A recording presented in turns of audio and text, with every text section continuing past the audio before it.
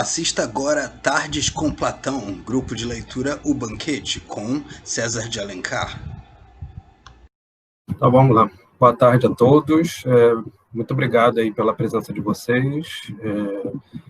A ideia desse projeto, né, ela de fato é uma tentativa mesmo, né, de apresentar um pouco daquilo que a gente tem pesquisado e abrir, né, o enfoque da universidade para um diálogo mais amplo com a sociedade, que é propriamente o interesse dos projetos de extensão, né? Então, esse projeto iniciou-se em 2019, não necessariamente como uma extensão, mas como uma atividade do nosso grupo de pesquisa, diálogos, ação e discurso, né? Discurso e ação humana, em que a gente tenta pesquisar quais são os efeitos que o discurso tem sobre a modificação das ações das pessoas, né? Enfocando aí a perspectiva retórica, mas não só, né? Não sei se vocês sabem, a gente vai falar muito sobre isso, em que medida a retórica ela é uma forma de entender o discurso enquanto ação sobre outras pessoas, né? Então, a ideia do nosso grupo de pesquisa de uma maneira mais ampla, é entender a questão do discurso enquanto influenciadora, né, enquanto causadora de ações, né, e aí dentro desse grupo de pesquisa que nasceu exatamente em 2019, a gente fez o nosso primeiro projeto do Tardes com Platão lendo o Fedro, né. O Fedro é um diálogo bem próximo desse diálogo banquete, da época do banquete, e também trata sobre a questão do discurso. A gente tentou ver exatamente como é que o Platão está trabalhando ali a questão do discurso. Muitos colocam o diálogo Fedro como se fosse um dos diálogos mais introdutórios assim à filosofia platônica, né, e a obra platônica. Quem quiser também se aventurar, né, em ler em paralelo, em conjunto, vocês vão ver que vai ter muito da temática e da dinâmica do banquete vai aparecer muito no Fedro, né? O Fedro é geralmente considerado como um diálogo posterior ao banquete. Então, na verdade, o banquete serviria como uma espécie de introdução àquilo que vai ser trabalhado depois no Fedro. Só que a gente acabou fazendo o caminho inverso, né? Exatamente porque o interesse nosso era falar sobre a questão do discurso, né? E agora a gente estende esse projeto, né, sobretudo por causa da pandemia também, isso ajudou, em certa medida, a gente fazer um encontro virtual, tinha muita gente que não tinha condições de estar presente, tinha gente de fora, né, do Amapá também, ansioso e desejoso de participar e acabaram não participando, porque eu venho do Rio, né, eu fiz toda a minha formação desde a graduação até o doutorado no Rio, então tive alunos lá, né, amigos que às vezes viam as postagens e gostariam de participar, né? Então, dessa forma, a gente acabou conseguindo, com a via online, né, que a gente vai realizar agora, conseguindo aproximar tanto aqueles que estão distantes de nós, quanto aqueles que estão aqui, né, no Amapá. Então, a ideia agora é que esse projeto seja, de fato, um projeto de extensão, e a rotina, que a gente ganhe uma certa rotina de leitura dos diálogos de Platão, continuando essa série aí dos diálogos principais, né? Provavelmente a gente vai ver aí que tipo de escolha a gente vai fazer para ser o próximo diálogo. Muita gente tem pedido a República, né? Mas como ele é o diálogo mais extenso, né? Então a gente vai ter que ver em que medida a gente vai conseguir fazer isso, mas a ideia é que a gente continue, né, a fazer essa análise. O Henrique está perguntando aí se o texto da Martin Claret se é o que vai ser usado, né, se tem esse texto, se existe o banquete da Martin Claret, ou Henrique, é isso que você está perguntando? Eu vou falar já sobre essas coisas do texto, mas se você quiser perguntar aí, fique à vontade.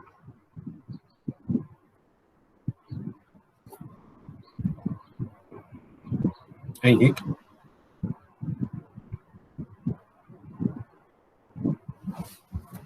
Acho que ele não está aí agora. A edição que eu vou usar é essa daqui, tá? É exatamente a edição que eu passei para vocês, né? Só que... tá tranquilo.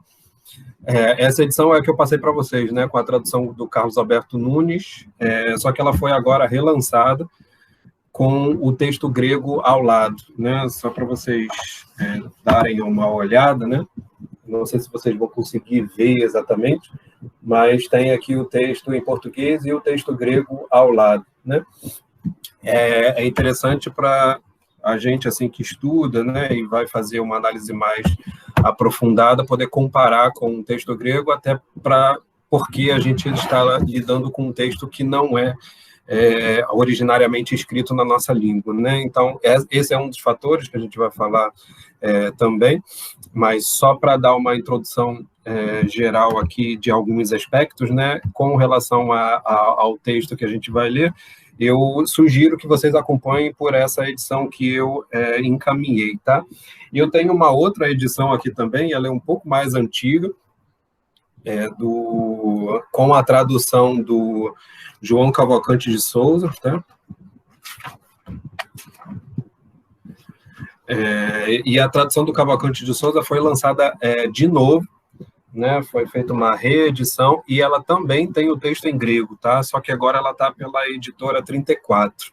Então, são essas duas que eu tinha colocado lá para vocês no grupo, que eu acredito serem as mais interessantes assim, para a gente em língua portuguesa. A gente tem outras, né?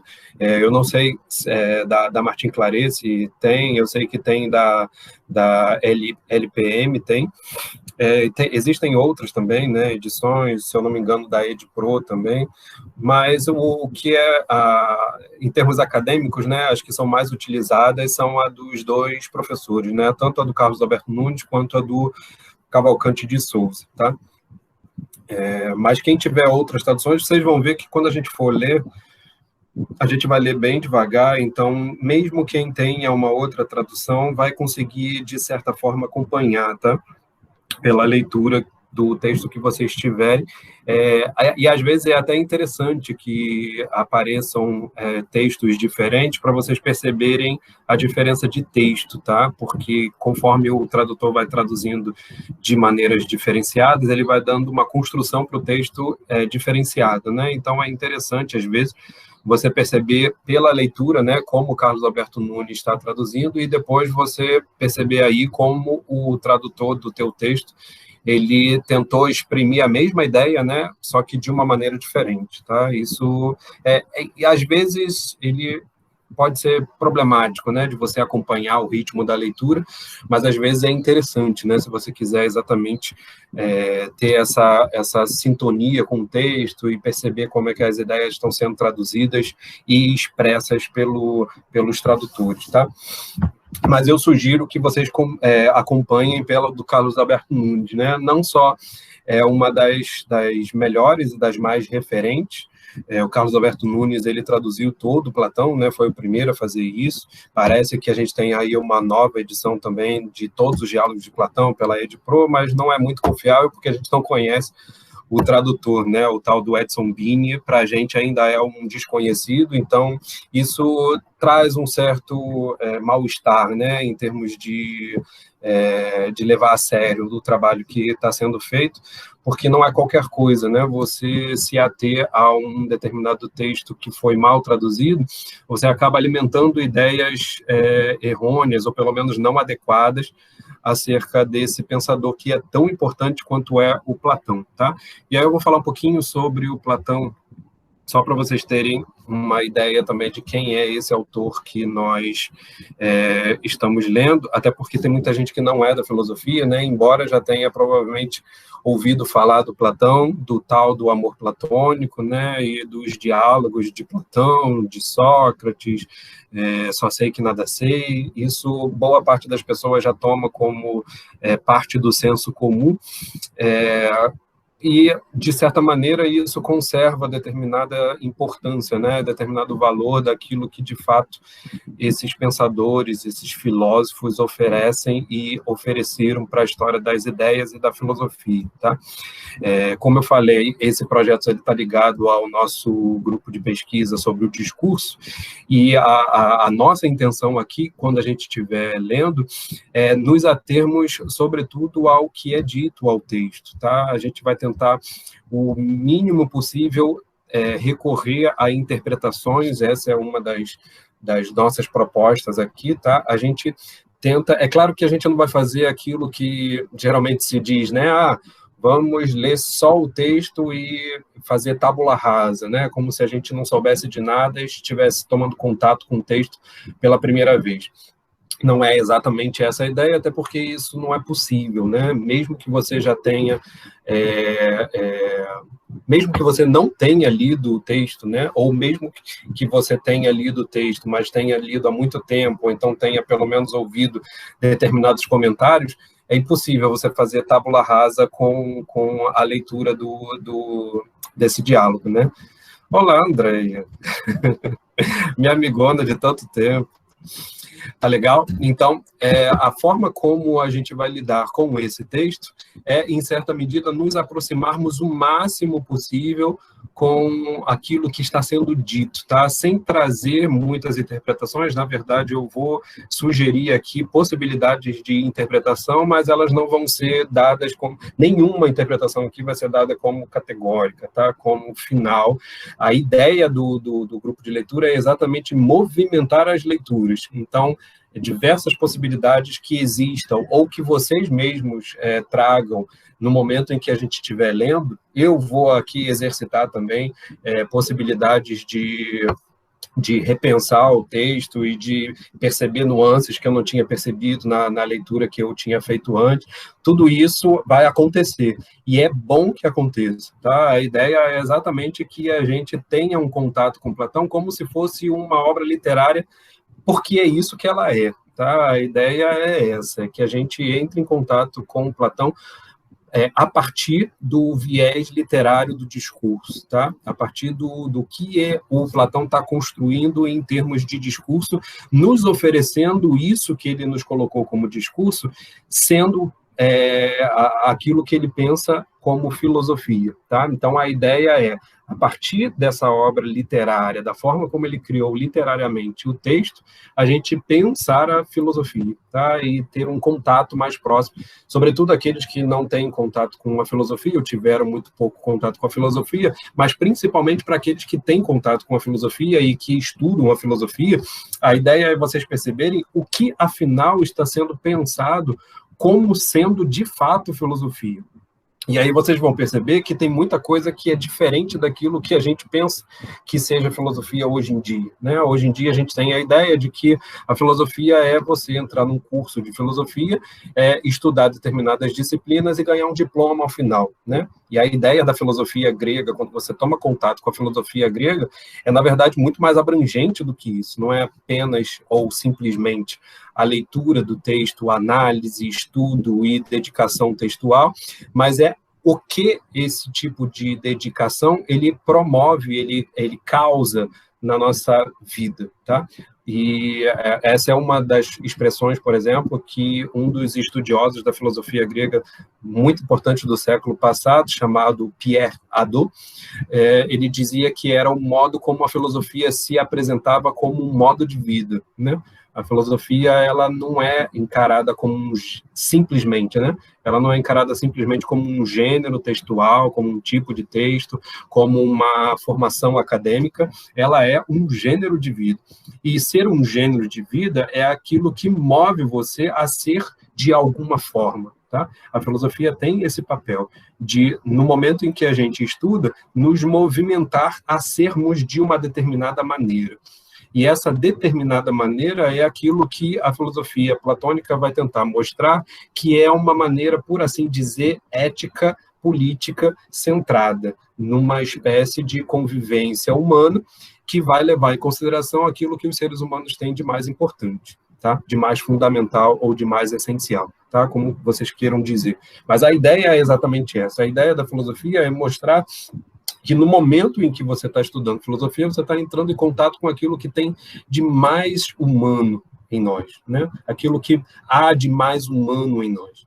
E aí não só individualmente falando, mas sobretudo no ramo da convivência, né? Nos limites da convivência, a ponto que é de fazer com que a gente modifique a nossa forma de viver para que a gente possa conviver melhor com as outras pessoas e, portanto, modificar também os espaços nos quais a gente convive, tá?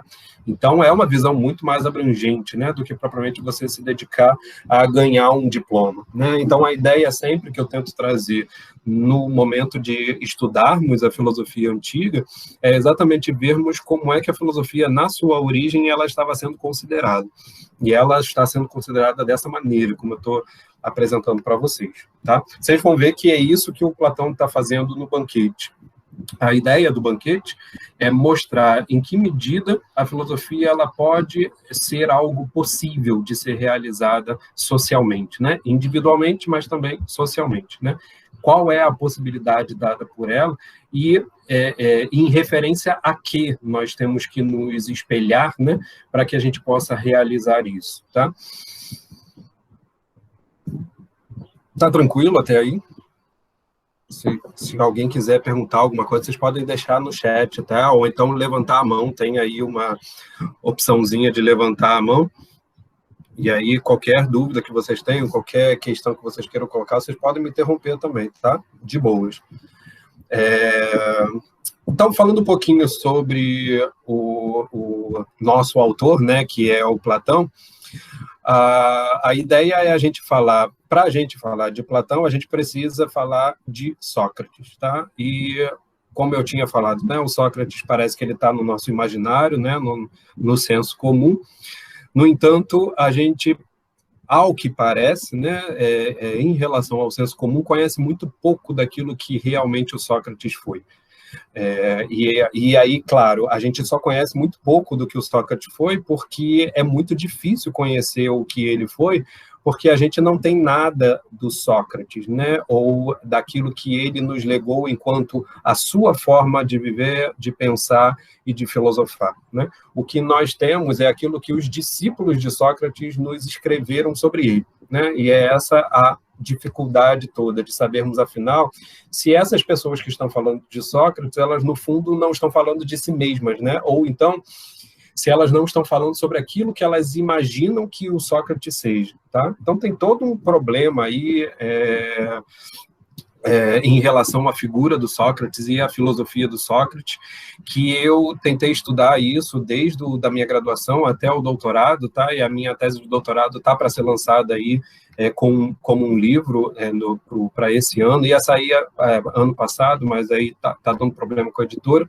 Vamos ver se esse ano sai, e eu espero oferecer, em relação a essa dificuldade, né, uma determinada perspectiva sobre o que é, afinal, a filosofia do Sócrates, tá? Mas o que a gente vai ver no banquete é o modo como o Platão está apresentando isso que ele entendeu como sendo a filosofia do Sócrates, tá? E é por isso que vocês devem ter visto no cartaz que uma das coisas que a gente vai acabar aprendendo aqui quando a gente lê o banquete é conhecer a filosofia do Sócrates, tá? Mas aí pode ser que tenha uma contradição, né? Porque eu acabei de dizer que a gente não conhece nada sobre Sócrates, a gente só conhece aquilo que os outros disseram. E nesse livro, a gente tem a visão do Platão sobre Sócrates, né? Então, qual é a explicação, né, ou a justificativa para eu dizer que nesse livro a gente vai conhecer de fato aquilo que é a filosofia de Sócrates, né?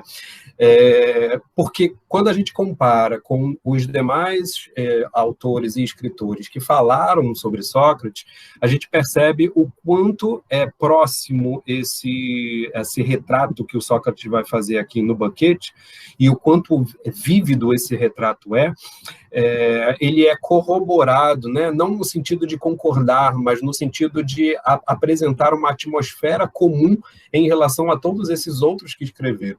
Ou seja, não é que eles concordem em tudo aquilo que eles falam sobre Sócrates, mas eles falam sobre Sócrates de uma determinada maneira.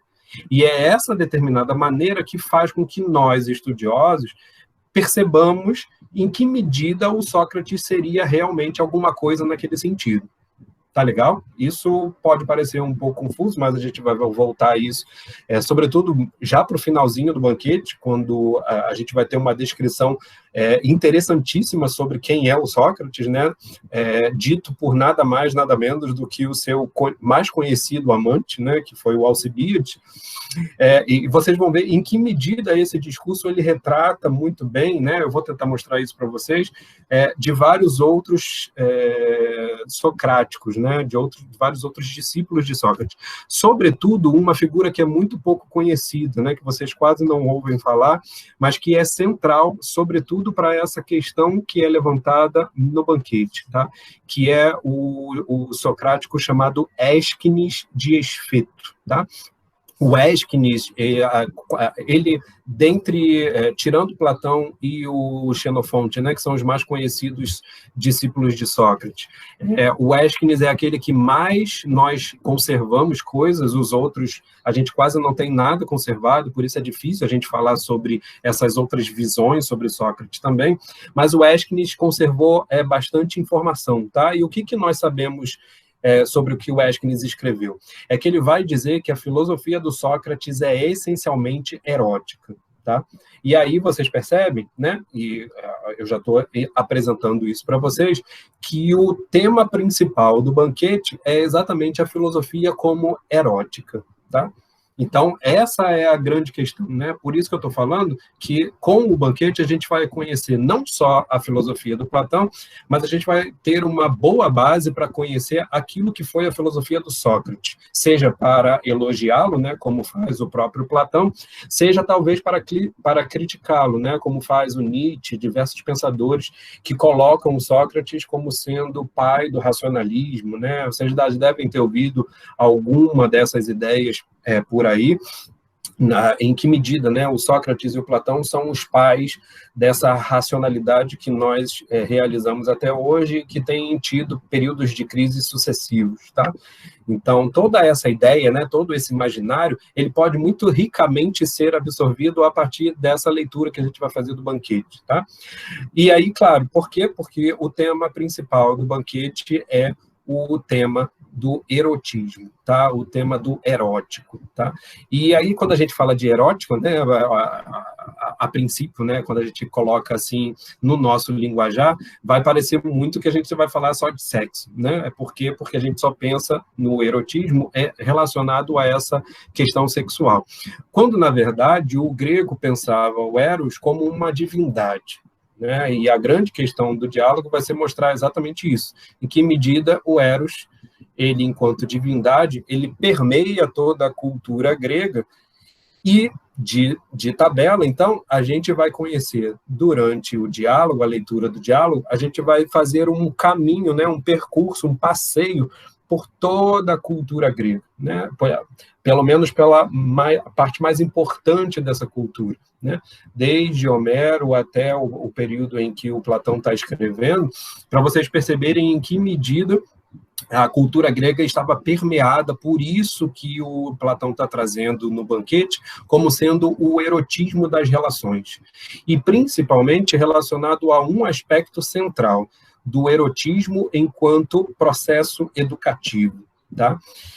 Em outras palavras, no banquete, o Platão apresenta a filosofia como uma erótica pedagógica, tá? E é exatamente em relação a isso que a gente vai tentar entender como é que o Platão está apresentando isso. Mas o que é mais interessante é que ele apresenta isso contrapondo-se a toda uma tradição, tá? E então esse caráter, né, que eu só quero colocar isso na introdução, a gente vai ver isso com mais vagar depois, como é que o Platão ele vai estabelecer a filosofia como uma espécie de ruptura com a tradição. Ruptura com aquilo que os gregos pensavam, com aquilo que os gregos faziam, mas não é uma ruptura completa, né? É como se o Platão estivesse aperfeiçoando a tradição, ele estivesse aperfeiçoando aquilo que os gregos pensavam, para poder tirar o elemento de decadência, o elemento de corrupção, e transformar aquilo em um elemento de virtude, em um elemento de elevação, tá? Então, essa é a ideia essencial do diálogo do Platão. A gente vai ver aqui outros temas, tá? O contexto do banquete é um contexto, né? O próprio termo usado em grego para falar de banquete é simpósio, né? E simpósio é beber juntos, literalmente, significa beber juntos. Então, você vai ter aí uma referência forte ao deus Dionísio também, tá? Que é o deus do vinho, que é o deus ligado o vinho também é chamado de o leite de Afrodite, né? Então, vocês vão ver aí que tem uma ligação com Dionísio, enquanto deus do vinho, deus da embriaguez, mas também tem uma ligação com Afrodite, que também é a deusa da beleza, do amor, ligada ao Eros, né? O Eros é como, em algumas interpretações, é colocado como filho de Afrodite. Então, toda essa dinâmica mitológica também está envolvida aí na representação do diálogo, e a gente vai conhecer isso também, tá? Mas um aspecto interessante, e aí já para servir para a gente, para poder introduzir a nossa leitura, é que todo o diálogo ele vai girar em torno, em relação aos gêneros de discurso, tá?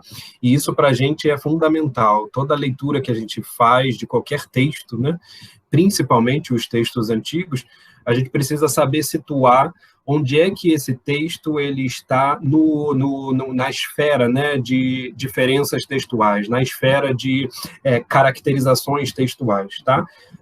Rapidamente, para vocês saberem, você tem aí, por exemplo, uma diferença do gênero textual da poesia em relação à retórica, tá? Que é esse gênero. Por exemplo, a retórica ela é utilizada ainda, né, nos tribunais, né? Aquele discurso que o advogado faz para defender alguém é um discurso do gênero retórico.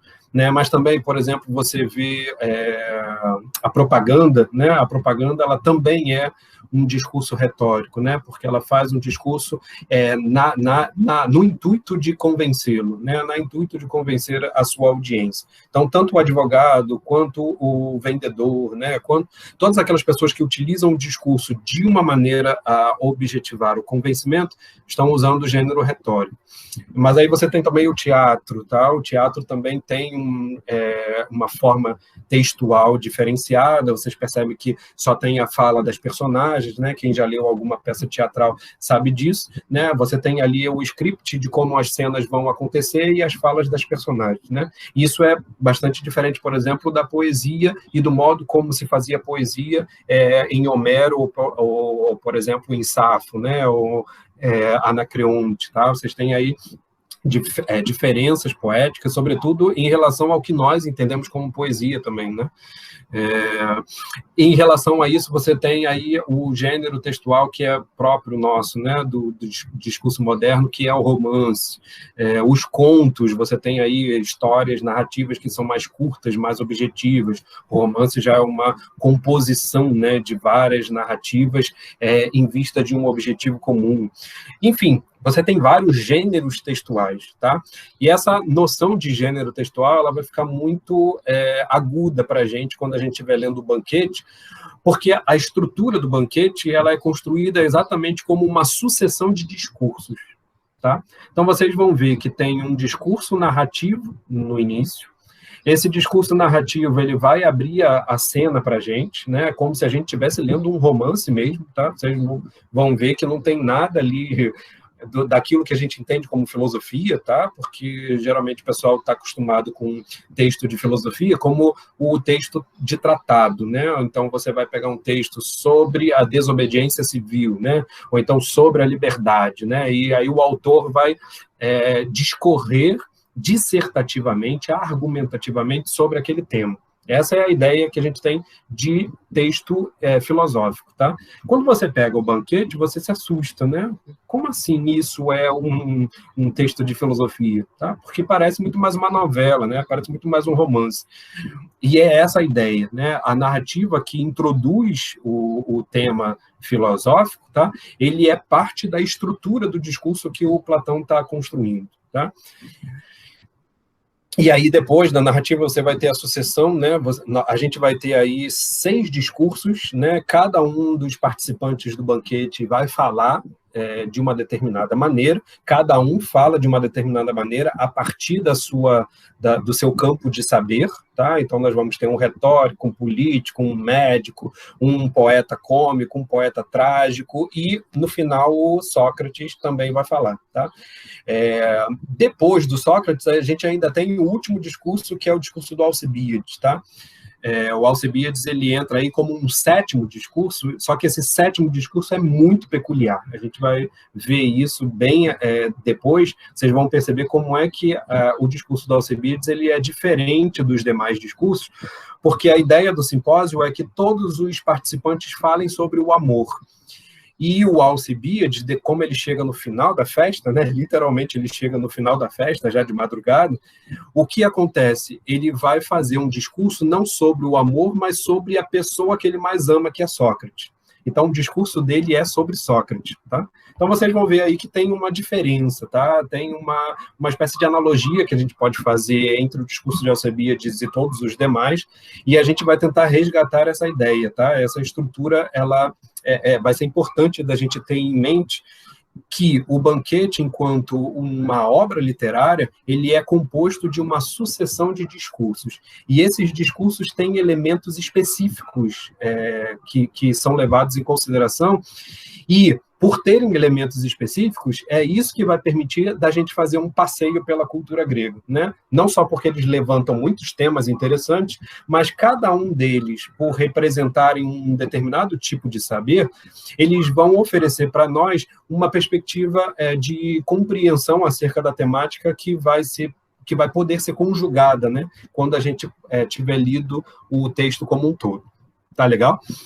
Isso já coloca para a gente o último ponto, que é a questão do banquete como sendo uma estrutura única, tá? Vocês vão ver que alguns estudiosos colocam simplesmente a filosofia do Platão como sendo aquela presente no discurso de Sócrates e Diotima, como se nenhum dos outros discursos, né, o discurso do Fedro, o discurso do Erixímaco, do Pausanias, nenhum deles tivesse nada de Platão, né? O que há de Platão é o discurso do Sócrates e aquilo que depois a Diotima vai falar, tá? Isso é um ledo engano, tá? Ou aquilo que é o discurso do Platão é o banquete. O Platão ele não se apresenta no diálogo, portanto, ele não coloca em sua própria voz aquilo que ele pensa, e já que ele não coloca aquilo que ele pensa na sua própria voz, a gente leva, ou pelo menos tem que levar em consideração, que tudo que está sendo dito é ele que está falando, tá? Ou seja, a nossa perspectiva de leitura, né, e a de muitos estudiosos que analisam o banquete, é de entender a obra do banquete como sendo uma unidade, tá? E essa unidade é que é o pensamento do Platão. A gente não vai desprezar nada. Tudo aqui é Platão. Tudo aqui faz parte da filosofia. Não é que a filosofia do Platão está simplesmente no discurso de Sócrates. Isso é um ledo engano. O que a gente vai ver é como é que o Platão constrói todo o caminho para chegar até o discurso do Sócrates e por que o discurso do Sócrates precisou dos outros, tá? Por que o discurso do Sócrates precisa dessa narração que vai acontecer logo no início? Tá legal? Isso vai ficar claro para vocês, e é essa a ideia, que a gente leia o texto enquanto todo ele sendo um discurso do Platão, tá? O que eu quero dizer com isso? É que todo ele é o discurso filosófico que o Platão está apresentando. É que todo ele é isso que o Platão está apresentando como sendo uma meditação filosófica, tá? Não é simplesmente o discurso do Sócrates, não é só ele, tá? É todo ele. Tá? Isso faz com que a gente perceba que tipo de filosofia o Platão está apresentando, tá? Que vai ser diferente, em certa medida, da filosofia do Sócrates, mas, ao mesmo tempo, é uma continuação da filosofia do Sócrates. Tá? Esses são os temas que a gente vai trabalhar no banquete e que vai ficar claro ao longo das leituras. Tá? Só estou fazendo uma introdução para vocês verem o que a gente vai aprender, o que a gente vai perceber, quais são as nuances daquilo que a gente vai ler e que vai servir para a gente poder a gente absorver melhor a obra. tá? Algumas pessoas podem ter começado a ler antes e já perceberam, em um detalhe ou outro, que tipo de coisas foram difíceis de entender, tá? Então, eu acho que com essa perspectiva mais geral, essa introdução que eu estou tentando apresentar para vocês, favorece que vocês entrem não só melhor na obra, né, no sentido de conhecer melhor, né, quais são os mecanismos do texto grego, né, o que está em jogo aí quando a gente está falando desse banquete, mas, ao mesmo tempo, que tipo de aprendizado que a gente vai ganhar com isso, tá legal? Essa é uma das formas, né, eu queria que a gente tivesse, de fato, essas 1 hora que a gente vai ficar como uma meditação mesmo, tá? Como um processo de meditação sobre um texto filosófico e que tipo de educação o Platão está oferecendo para a gente no momento em que a gente para meditar sobre esse texto, né? Que tipo de ganho, que tipo de formação que a gente recebe no momento em que a gente para meditar sobre esse tipo de texto, tá? Então, não vai ser uma leitura corrida, não vai ser uma leitura apressada, é uma leitura para a gente meditar sobre esses temas, pensar juntos e tentarmos formular determinados insights, influências que a gente pode estar pensando acerca daquilo que o Platão está apresentando para a gente, tá? Mas sempre no aspecto da obra como um todo, tá legal? Tá tranquilo, gente, até aí? Alguma questão que vocês queiram colocar?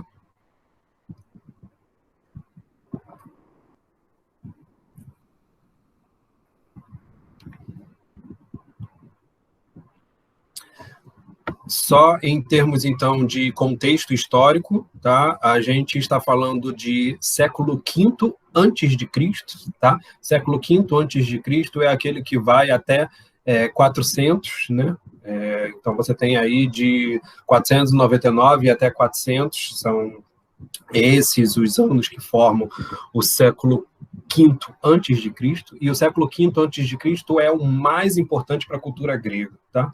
É o século em que o Sócrates nasce e vive, mas é também o século chamado século de Péricles, que é uma figura importantíssima para a cultura grega. É o século em que começa e termina a batalha dos gregos contra os persas, né, que é uma das grandes guerras que os gregos travam, logo no iniciozinho do século V. Depois dessa guerra, né, a Atenas cria, né, uma espécie de poderio enorme que vai tentar afrontar o poderio de Esparta, e aí acontece a guerra entre Atenas e Esparta. Essa guerra começa em 431 e ela só vai acabar em 404 antes de Cristo, tá? O banquete ele tem 3 datas envolvidas aí na questão da encenação, né? Do tema que o Platão está trazendo. Vocês vão ver que o fluxo de narrativa ele nos situa em 3 momentos diferenciados, tá? Depois eu vou explicar isso melhor quando a gente for ler. Mas o ponto central dessa narrativa está acontecendo exatamente na Guerra do Peloponeso, tá? Na guerra de Atenas com Esparta, tá? Essa é uma guerra fratricida, Atenas perde essa guerra, e, portanto, a democracia ateniense, que também é um dos temas centrais, não só do diálogo, mas também da filosofia como um todo, né? Que tipo de governo é o melhor possível, e aí colocando em questão a democracia, o quanto a democracia sai fragilizada dessa guerra, tá? Então, nós estamos falando de um contexto de guerra, estamos falando de um contexto em que os gregos estão no seu auge, tá? Não só os atenienses, mas os gregos de um modo geral, e a efervescência cultural é muito grande. É a época que surge o teatro, né? O teatro é uma criação grega, como eu já tinha falado aqui sobre o teatro em termos de tragédia e de comédia, né? São 2 tipos de exercícios teatrais que acontecem. Vocês têm aí também as poesias líricas que surgem nessa época, vocês têm a própria democracia que surge nessa época, tem a retórica e a atividade tanto dos tribunais quanto das assembleias que estão ligadas à questão da democracia, tá? Isso são temas que vão aparecer depois no diálogo e a gente pode voltar a isso com mais cuidado, tá? Mas é só para vocês terem mais ou menos uma ideia, né? Que tipo de contexto em que a gente está. Então, a gente está no finalzinho do século V a.C., percebendo a vida de Sócrates e o contexto em que a filosofia está nascendo, tá? A ideia toda é a gente perceber como é que o diálogo de Platão ele nos insere no surgimento da filosofia. Ele está nos inserindo no momento em que a filosofia está nascendo. Ela ainda não é alguma coisa, ela está surgindo, tá? E ela surge exatamente com essa figura emblemática que é a figura do Sócrates. Tá legal? Então, a gente está aí no século V, só para dar umas datas aí para vocês, tá? O Platão, ele nasce em 428 ou 427, a gente não tem muita certeza sobre isso, e o Sócrates nasce em 469, tá? Então, Sócrates vai morrer já no século IV a.C., em 399, é a época da condenação do Sócrates à morte, né? Vocês devem saber disso, né? Que o Sócrates foi condenado à morte exatamente por realizar a filosofia, e essa condenação à morte depois faz com que os discípulos iniciem isso que a gente chama de filosofia propriamente dita, tá?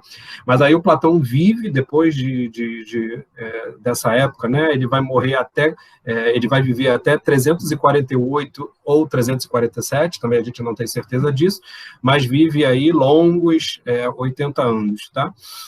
E nesse entremeio vai nascer o Aristóteles, só que o Aristóteles nasce em 384, ou seja, ele nasce aí quase 15 anos depois da morte de Sócrates e, portanto, o Aristóteles não conheceu Sócrates, tá? Esse é um detalhe importante. A escadinha, né, filosófica principal vem do Sócrates, o Sócrates tem como discípulo Platão, e o Platão, como mestre, vai ter depois como discípulo o Aristóteles, tá legal? Isso para vocês terem mais ou menos uma ideia sobre esse contexto histórico. Tá tranquilo, gente? Vamos então ler aí, finalmente, o nosso diálogo. Deixa eu ver aqui as questões. Vai fazer algum contraponto reflexivo com o que vivemos na atualidade? Certamente, tá? Não existe possibilidade da gente fazer filosofia se a gente não pensar a nossa realidade, né? Então, a gente vai tentar ver detalhes não só éticos, políticos, estéticos, tá? Toda essa dinâmica da ciência, tá? Então, toda essa dinâmica a gente vai acabar falando para fazer esse contraponto necessário, né? Com a nossa época e servir, inclusive, de espectro de oposição, tá? Para a gente poder entender isso. A Maria Eduarda está perguntando, o banquete foi escrito após a morte de Sócrates, então, certamente, tá? A data de composição, tá? Porque aí eu tinha falado para vocês da data da data temática, né, da data dramática das cenas, tá? Aquilo que é chamado de data dramática. Como se fosse a data em que as coisas estão acontecendo. Tá? Essa data ela provavelmente é de 416 a.C., tá? Por causa da dita vitória que o Agatão teve no desafio das tragédias lá. Ele ganha esse desafio e o banquete acontece exatamente por causa dessa festa, tá? Da comemoração dessa vitória. Mas a construção do diálogo, ela data de 384 ou 379, tá? Tem uma faixa de tempo aí, em torno de 7 anos, tá? Que faz com que a gente tente mais ou menos entender aqueles diálogos que são chamados diálogos da maturidade de Platão, tá? Os diálogos de Platão, em torno de 27, né? Que são aqueles que a gente tem certeza, né? Entre aspas, nessas certezas, mas os estudiosos têm certeza de pelo menos 27 diálogos, ou 28, são de Platão, tá? Dentre esses diálogos, a gente tem aí uma divisão temática, né, entre diálogos da juventude, em que o Platão ainda era novo e estava muito ligado à filosofia do Sócrates, depois os diálogos da maturidade, que é a época áurea do Platão, e, por fim, os diálogos da velhice, tá? Depois a gente pode falar isso com mais vagar sobre como é que a gente divide isso em termos, inclusive, da filosofia do Sócrates, mas a ideia é que o banquete faz parte dos diálogos da maturidade junto com os outros 3 principais, tá? São 4 principais diálogos da fase da maturidade de Platão, que, na verdade, são os 4 mais conhecidos diálogos de Platão, que é o Fedro, o Fédon, o banquete e a república, tá? São esses diálogos aí. E aí o banquete viria antes do Fedro, tá? Você tem aí uma dinâmica possível, os estudiosos variam muito com relação a isso, tá? Mas para a gente aqui, em termos do tema do amor, do erotismo, a gente seria interessante a gente entender o Banquete como anterior ao Fedro, o Fedro como uma espécie de continuação da investigação feita no Banquete. Tá? Tranquilo? Vamos pegar o nosso textinho, então, para a gente fazer o início da nossa leitura.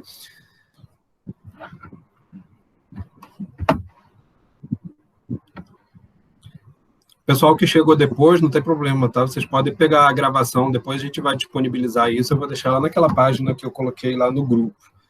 Tá legal? Aí vocês pegam essa introdução. É importante, eu quis fazer essa introdução, né, porque eu acho importante, sobretudo para quem não conhece, né, a filosofia do Platão, não conhece a filosofia mais a fundo, então acho que dá para dar uma boa ajuda para quem está iniciando na leitura, né? A gente entrar assim no texto diretamente, né, sem ter feito esse preâmbulo, eu acho um tanto complicado, né? Talvez para a gente da filosofia seja mais fácil, né? Mas eu acho que vai orientar bastante vocês aí para acompanharem bem a leitura, tá? Então, eu vou começar, vocês veem aí que já tem o nome de uma personagem, tá? Logo no início aí do nosso texto, que é a do Apolodoro, tá? Apolodoro é um discípulo de Sócrates, tá? Eu não sei se vocês já viram algum filme do Sócrates, né? Alguma imagem do Sócrates, mas a imagem que a gente tem do Sócrates é de alguém careca, né? Pelo menos aqui, barrigudo, né? E muito feio de rosto, tá? Vocês vão ver que essa caracterização é fundamental. Preservem essa ideia de Sócrates, tá? Se vocês quiserem buscar na internet alguma imagem, às vezes as imagens de estátua, né, de pintura, colocam o Sócrates até bonitinho, tá? Porque, ao que parece, da forma como o pessoal descreve, ele era muito feio, tá? Com um nariz muito avantajado, enfim, tinha uma cara muito feia. O que é muito contraditório, né? Vocês vão entender por quê. Porque ele vai se tornar aqui uma figura emblemática, tá? Então, o Apolodoro era um discípulo de Sócrates, ele se torna um discípulo de Sócrates, imitando Sócrates na aparência, tá? Então, Sócrates era barrigudo, trajava roupas muito velhas, porque ele era muito pobre, né, também, não tinha quase nenhuma renda, né? Há muitas questões com relação a isso, né? Qual é o salário, né, que o Sócrates recebia, né? Parece que ele foi guerreiro, né, no exército militar de Atenas, e ele recebia um soldo por isso, tá? Então, tem aí algumas especulações acerca disso, mas fato é que ele recebia muito pouco, tá? Então, ele andava quase sempre com a mesma roupa, né? A roupa era muito suja e vivia sujo, e ele sempre andava descalço também. E alguns discípulos de Sócrates faziam questão de andar igual a ele, né? Então, mesmo que tivessem alguma renda, né? Mesmo que tivessem um pouco de status, ainda assim gostavam de se vestir igual ao Sócrates, né? Então, usavam cabelo grande, usavam roupas velhas e andavam descalços, tá? Como uma espécie de símbolo um símbolo de pobreza, né, que estaria relacionado aí com a filosofia. O que não é necessariamente filosófico, tá? É só uma questão de imitação de Sócrates, tá? Não tem necessariamente a ver com filosofia, não, tá? Mas essa é a figura aí que inicia o Banquete, tá? Apolodoro como discípulo de Sócrates. E aí ele diz assim, ó: considero-me em condições de responder ao que me perguntaste. Recentemente, quando eu subia de casa em Falero para a cidade, um conhecido que me tinha visto por detrás gritou de longe em tom de brincadeira: "Ô cidadão de Falero, de nome Apolodoro, por que não esperas?" Então me detive para esperá-lo. E ele disse, né? Apolodoro, me falou, andava à tua procura, porque desejo obter informações precisas a respeito da conversa de Agatão com Sócrates, Alcibíades e os demais convivas do banquete dado por ele, em que proferiram vários discursos sobre o amor. Alguém já me contou alguma coisa, por ter ouvido de Fênix, filho de Felipe. Acrescentou que estavas a par de tudo, mas não falava com muita segurança. Por isso, de ti é que espero, né, obter dados precisos. A ninguém mais compete relembrar as palavras do amigo. Porém, antes de tudo, continuou, declara se também tomaste parte no banquete. Tá? Então, a gente vai ver sempre, tentar ler sempre um parágrafo inteiro, né, para a gente condensar aí as ideias, e aí depois a gente vai destrinchando, tá?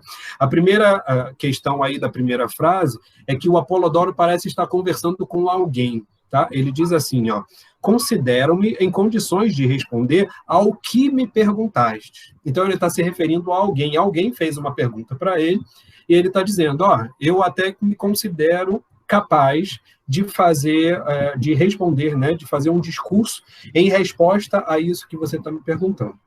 Por que eu sou capaz disso? Porque, recentemente, quando eu subia de casa, né, na minha cidade, veio um conhecido e me chamou por trás em tom de brincadeira, né? A piada aqui em grego, né,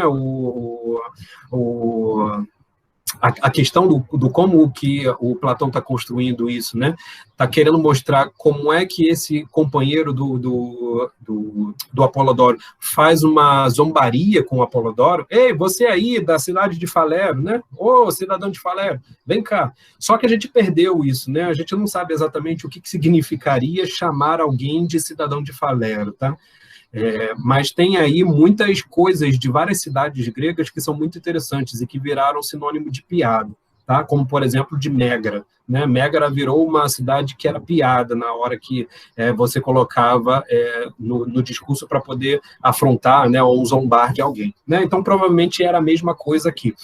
Mas o que eu queria destacar é que no grego, a zombaria, né, isso que ele está chamando aí de brincar, de fazer uma piada, de fazer uma brincadeira, é no verbo paidson, tá?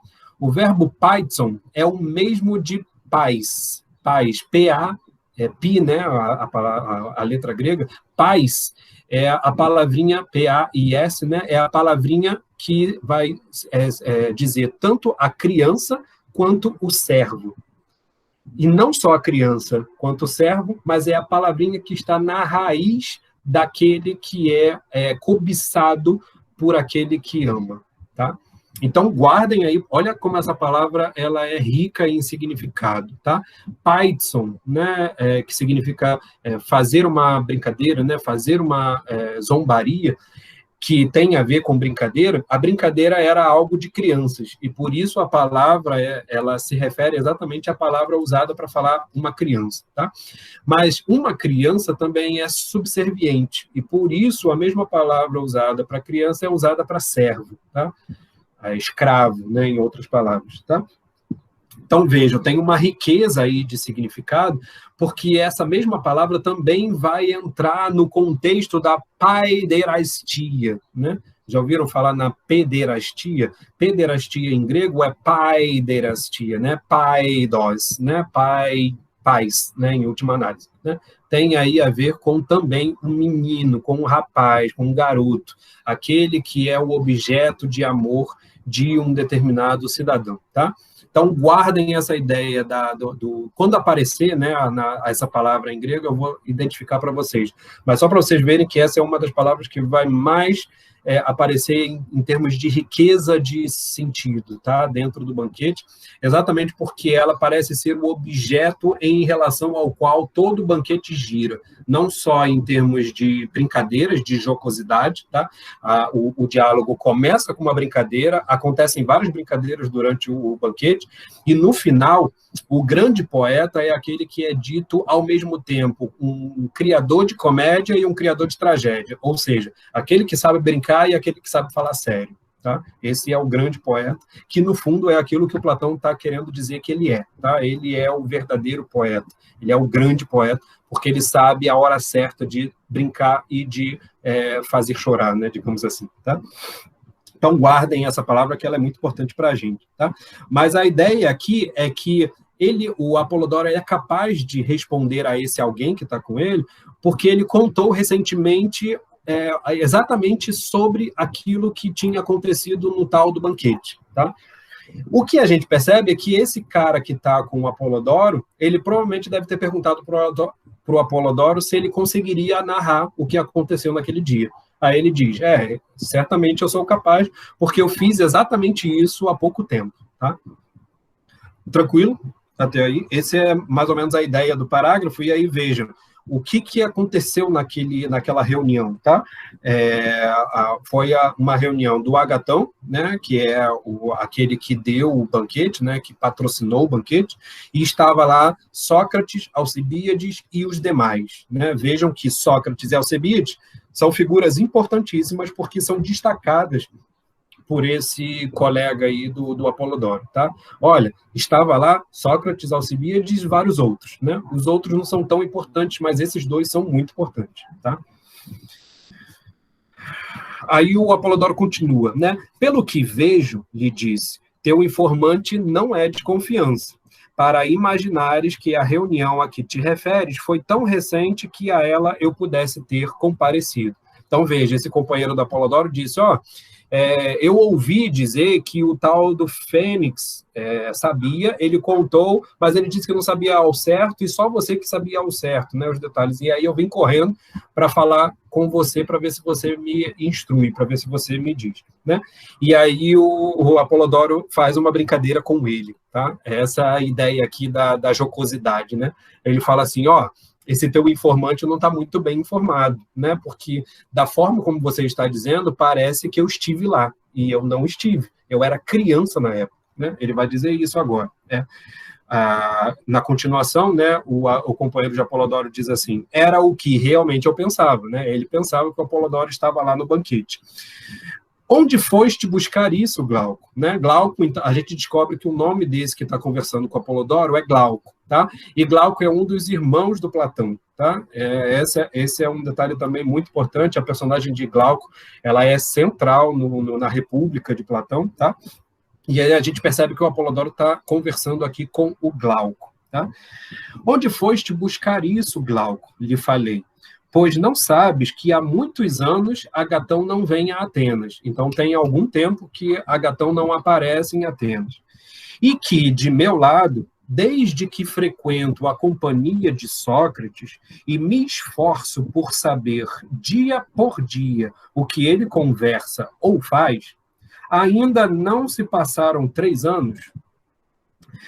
Até então, eu perambulava sem destino, pensando que fazia alguma coisa, quando, em verdade, era mais inútil do que ninguém, tal como és agora, por imaginares que qualquer ocupação é preferível à filosofia.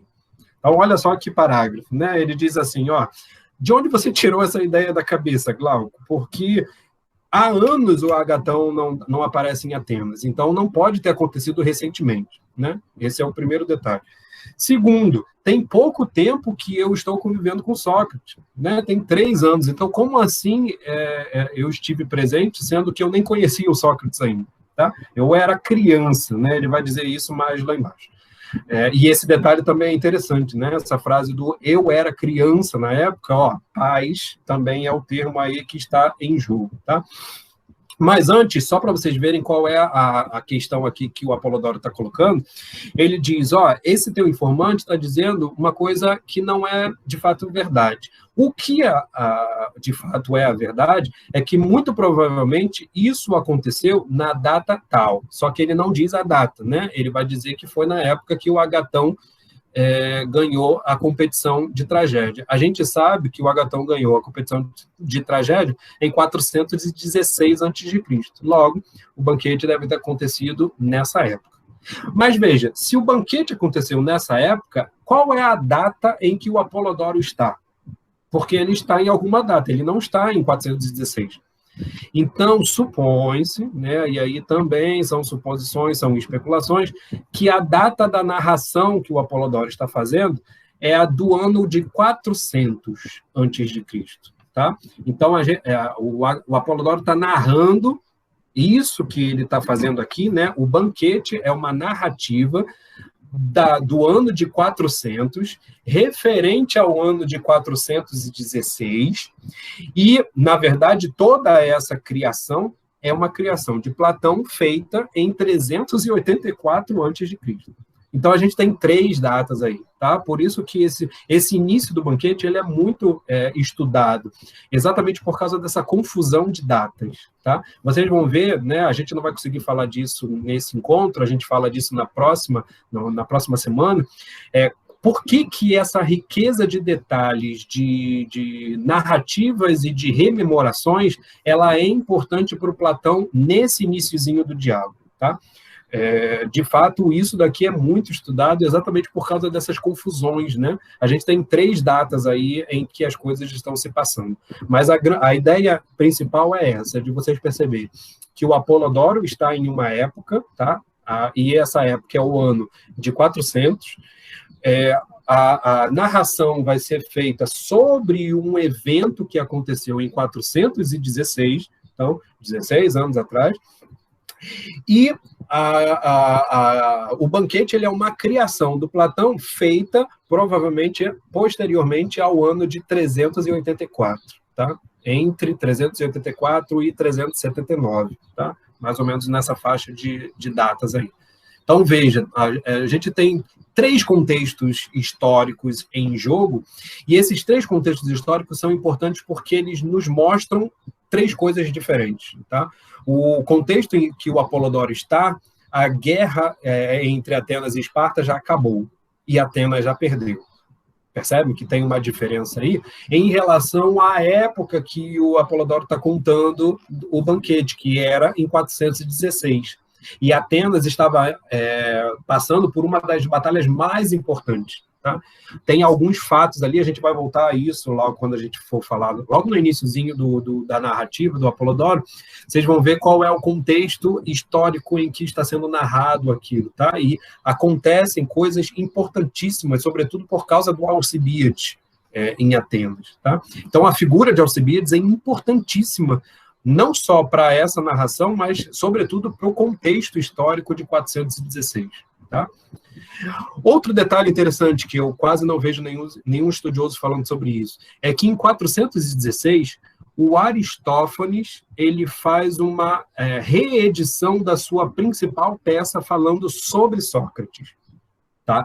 Então, veja, o Aristófanes é um poeta cômico, tá? Ele é um dos principais poetas cômicos do século V a.C. Ele é o que tem mais peças que a gente conseguiu conservar, tá? Dessa época, quase não sobrou nada dos outros comediógrafos, e o Aristófanes faz uma peça em que ele ridiculariza a filosofia socrática, né? Entre aspas, tá?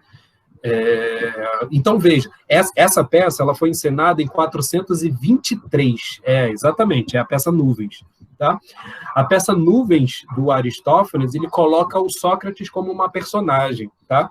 Eu estudei isso na minha dissertação de mestrado, em que medida o Sócrates aparecendo em nuvens, ele é uma espécie de garantia para a gente, não só de que o Sócrates não é uma figura mitológica, né, como geralmente se diz, o Sócrates é só invenção da cabeça do Platão. Não é verdade, o Sócrates é uma persona sobretudo testificada pela comédia do Aristófanes, porque a comédia ela zombava de quem era vivo, né? Fazia essas zombarias de personagens vivos, fazia caricaturas. A Nuvens faz a caricatura do Sócrates, né?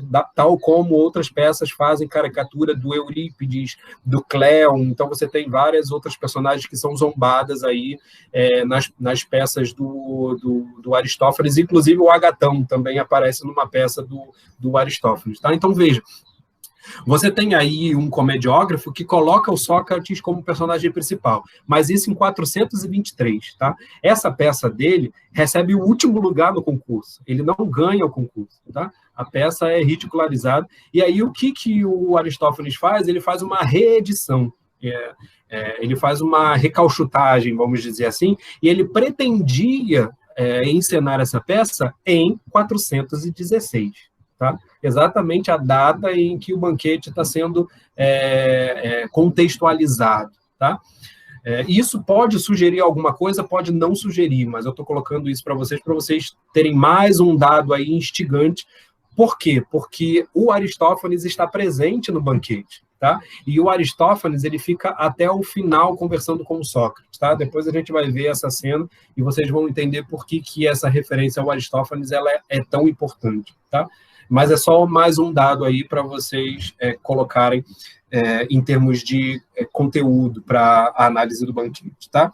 Então, só para encerrar, eu só quero falar dessa fala que o Apolodoro diz que a coisa aconteceu na época em que ele era criança, tá?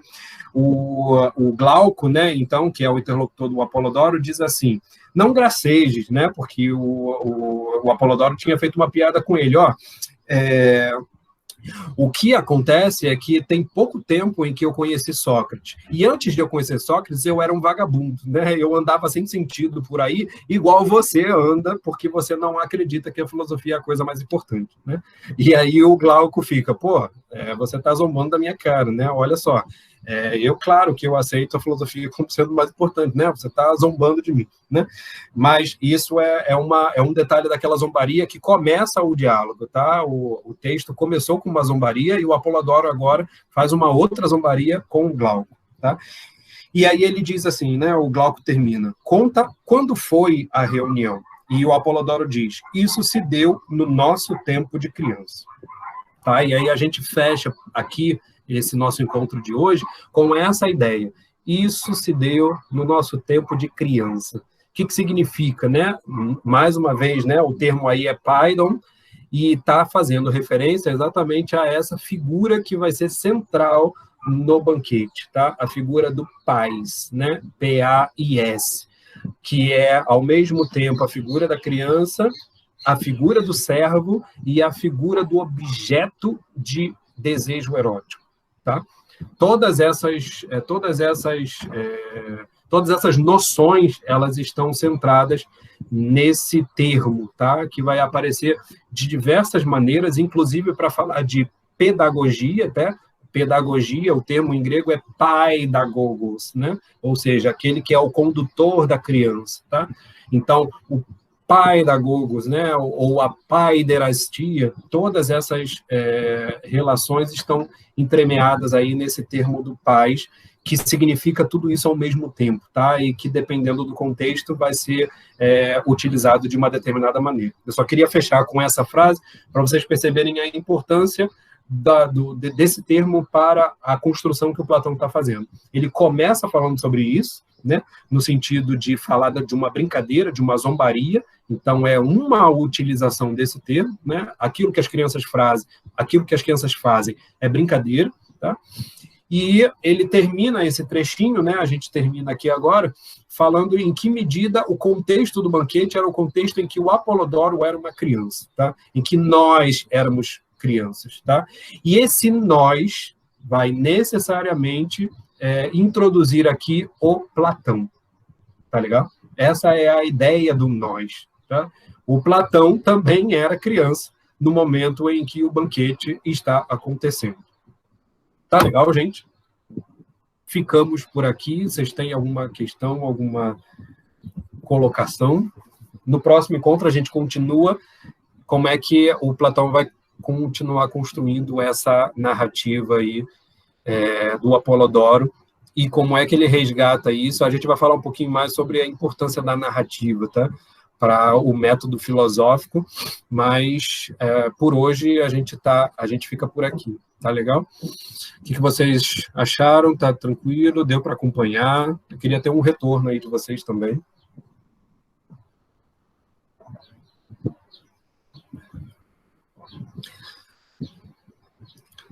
Tudo tranquilo?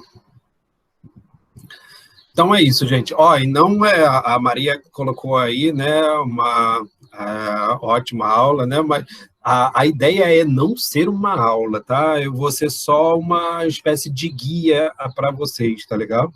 Eu não quero necessariamente que tenha o caráter de aula, por isso que eu quero que vocês participem também. Se por acaso tem algum trecho que você não entendeu, que está com alguma dúvida, ou então você leu alguma coisa em algum outro lugar e não está batendo, tá legal? Eu acho que essa é a ideia, de vocês trazerem a impressão de leitura de vocês também. A ideia é que seja um grupo de leitura, tá? Eu vou ser apenas o guia aqui de vocês, trazendo as informações necessárias para que vocês tenham o contexto do texto, né? O contexto do texto. Mas a ideia é que a gente faça essa experiência de absorver o texto juntos, tá legal? Então é isso, gente. Muito obrigado pela presença de todos, tá? A gente se encontra no mesmo bate-canal, no mesmo bate-horário. Eu vou colocar para vocês o link lá sempre antes do nosso encontro. E aí, qualquer dúvida também, qualquer sugestão, vocês podem fazer também para a gente em relação lá ao nosso grupo, tá legal? Um abraço, então, a todos, gente. Até mais.